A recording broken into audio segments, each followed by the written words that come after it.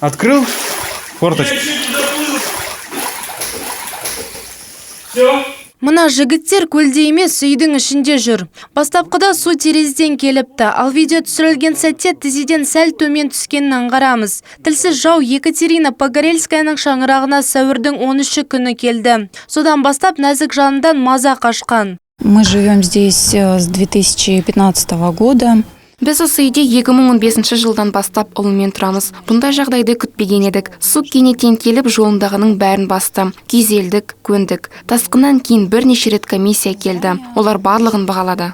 Үйді қайта қалпына келтіру үшін мемлекеттен 8,5 миллион теңге көлемінде қаражат бөлінді. Жөндеу жұмыстары бір айдан соң басталды. Екатерина Погорельская механикалық бригада көмегінен бас тартты. Оған жолдасы туыстары көмектесуде.